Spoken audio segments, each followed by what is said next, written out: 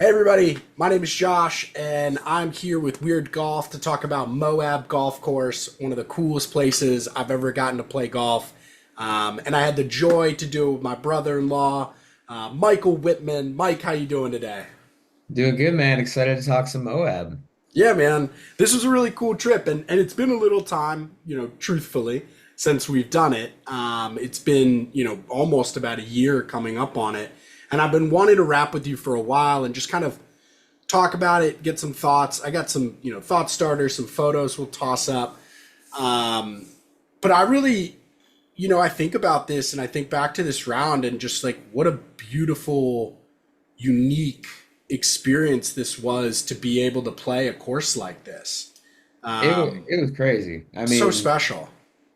it just pops up out of nowhere. Like you're just in this arid desert, and all of a sudden, some could argue a bit too luscious of green comes out of nowhere.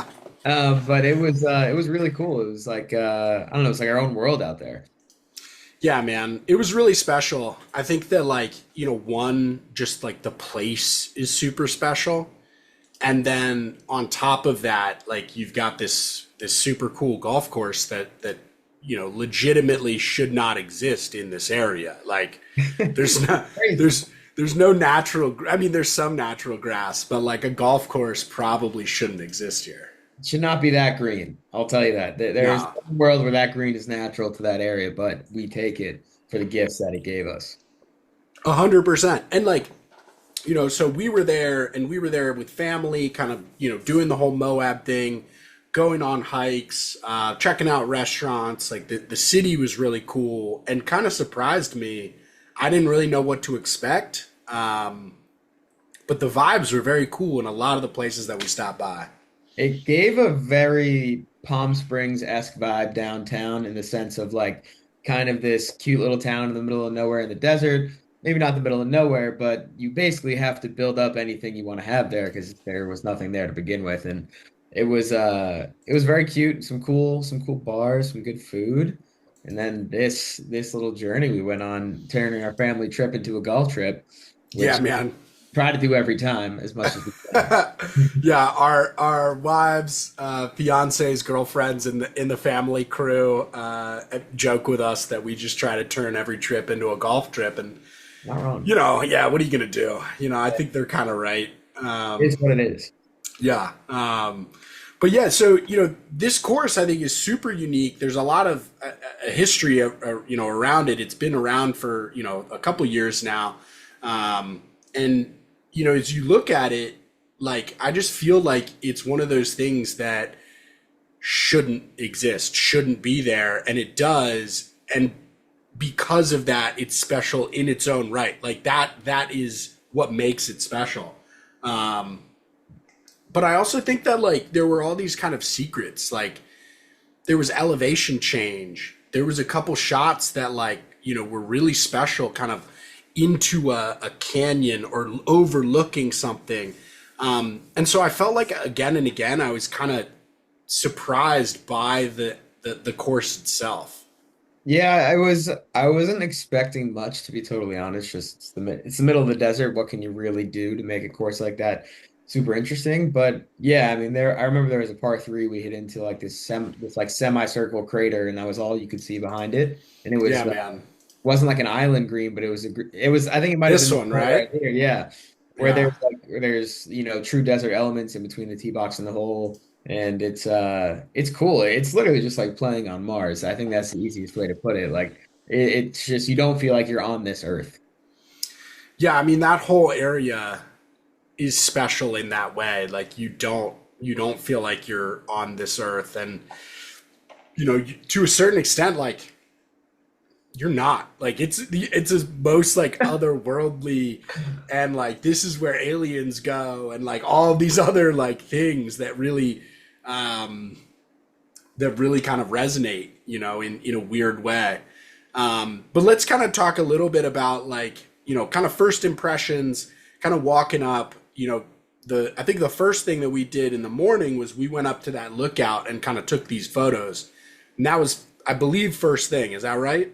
Yeah, I think so. I think we wanted to start with that before it got too hot to be up there. Before Yeah. beating down on us, want to take advantage of the moment. Yeah, no, that makes sense. And it's cool. Like I think that, as you look out behind me in the photo, like, there's so many things to kind of be overwhelmed with. Like there's the fact there's the golf course here. Then there's like the cliffs that we're next to. Then there's this gigantic like wall that goes for days and days and days behind you that kind of sets this whole valley up in just a really majestic way. Yeah, I think it was just cool for us. I mean, obviously being East Coast guys, like you don't get exposed to terrain like this very often. It was Yeah. totally different, totally new being in that area of the country, of the state. It was really cool. It was just different than anything I've ever experienced. Yeah, man. I think golf is so cool in that sense because every course is different. Every ecosystem is different, and like the the vibe, the experience that you will get in Arizona is completely different than what you will receive here in Maryland, Virginia, or Utah, California, Northern California versus Southern California. It's such a cool element of things. Um, and I also felt like, having it be kind of like open and this kind of like sandscape allowed us to kind of get out of some stuff. Like here you have a beautiful shot out of the sand here, but like I think you're 5 feet off the fairway, At but it least. just it made it so you were always able to get out of a jam. Yeah, I mean, that's one of the cool things about desert golf that honestly I would like to play more of. It's like out of bounds isn't really out of bounds because there's no massive East Coast like forestry, shrubbery that you're going to lose your ball in. You're dealing with like cacti and sand and weeds. Like you can get out of that. It's just can you find it without getting bitten by a rattlesnake? Which is real. I saw this. This is a sign that we saw on the way in, and I thought it was hilarious because it said potential rattlesnake sighting on hole 5. Exercise caution, and somebody crossed it out and said confirmed. I just thought that was so great. We were on our toes, Yeah. without a doubt. And the other thing is the ground was so hard that it really allowed you to hit a great shot out of the sand or out of that kind of scape. Like that's not super soft stand that you're dealing with. I mean, there's sure probably moments, but like you're able to put a good shot on a recovery like that. Or bury your wrists in the process trying to really hit down on it. Yeah, yeah, we've been there too. Yeah. All right, so talk a little bit, and I'm going to pull up the routing, and let's talk a little bit about just like some of the differences in the course and kind of what we experienced. I feel like it started off as you come in here through the clubhouse. We hit a couple balls on the range, made a couple putts, and then you head out here to one, I believe, which is just a really short par 3 to start you off. Um, a very cool kind of like, most people don't start you off on a par 3. I don't hate it. Get the irons hot early if you can. Try and put a nice number down. Don't start with a snowman. It'd be hard. Yeah, You could, but you're not gonna most likely. totally. And like, yeah, it's a great way to get off, and weird that a lot of courses don't do that for you. It's kind of like, I don't know, unwritten rule of golf. You don't start off with a par 3. Yeah, you probably want to get as I would think you would want to have every shot in the bag involved in most holes, and you're not going to get every shot in the bag with a par 3. So I Yeah, get it. It's yeah. cool. You could also argue that like the par 3s are the time when you have to have yourself dialed a little bit, like so you want to get a couple more swings in. So putting a par 3 where you've got to like you got to be on it. You're either sticking that or you're ready to hit it hit some kind of ball out there, have a good pitch and a good putt, which again doesn't always happen on first hole.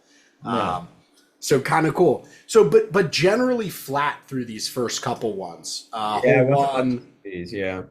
hole two, you're kind of just going through, and there's some shrubbery and some other stuff, but again, like you end up offline over here on the right, and like you're still able to get over here to the green pretty easily.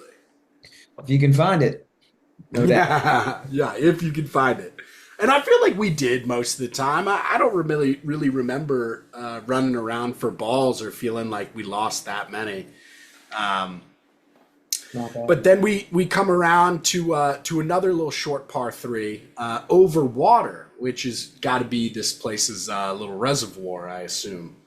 Um, but interesting, like interesting that you start this with essentially par three, par four, par three. Like that's crazy. I feel like again, like people don't do that, and I love that for whatever reason they chose to be a little unconventional with their routing here. Yeah, I'm guessing some of that was land availability too. Try and take advantage of a completely unnatural environment to put a golf course. You got to adapt. Oh my God. Yeah, the challenges that these guys must have faced to build this thing. It's pretty incredible. I'd love to. I saw in the clubhouse, if you go to Moab, um, walk into the clubhouse, I found the staff super friendly. Everybody was very chatty and nice. One of the guys actually told me about the lookout that we'd gone up and checked out the day before. Um, but there were these old photos of what it used to look like. And it was really cool to see the development of the course. I think this has been a labor of love by, the Moab golf community for many, many years. And that's why it's so special. Yeah. Um, all right. So remind me, I can't remember if we went along the outside and then kind of curled in, or did we cut back and forth over here? Do you remember at all? I honestly don't remember too well. I would guess that we looped. I honestly don't know. Yeah, I could see it be so you got one, two, three, and then from here, this is like you go four, five, six, seven, eight, nine. That would make sense. That's That would true. make sense. But then you go maybe not. I think we probably did an out and back, just given what it looked like. Yeah, yeah. So we're here, and then we go out, and then this corner over here is really really cool. This was an awesome spot, and what I heard from the guy at the pro shop is that during tournaments or other times, people come and sit up here on those big rocks, and they just watch people come through, and you can see. I think this is. And this is why I think that this might be the end of the routing, but I think this is like 13, 14, 15, or 14, 15, 16, but something like that. Um, but it's an incredible vantage point, and it's like right here, you're looking down on, I think this is this green right here. Cool.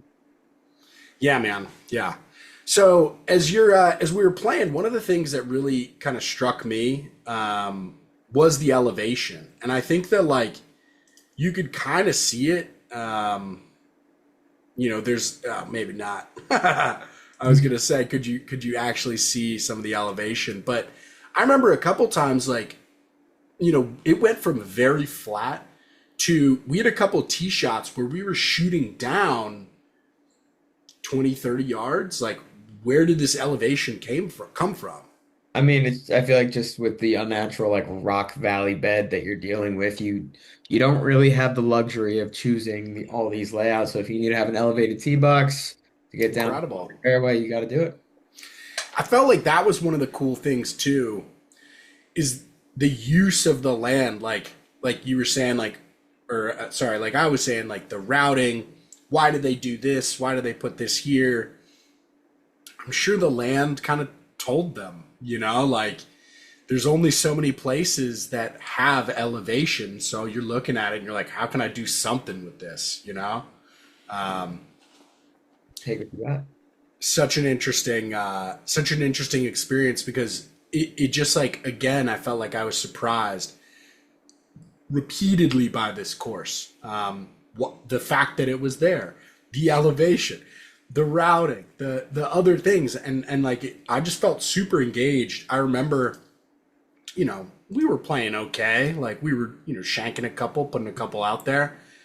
But what I remember is that like we had a blast and we kept saying to ourselves like what a special like blessing this is to be able to do this. Yeah, it was pretty sweet.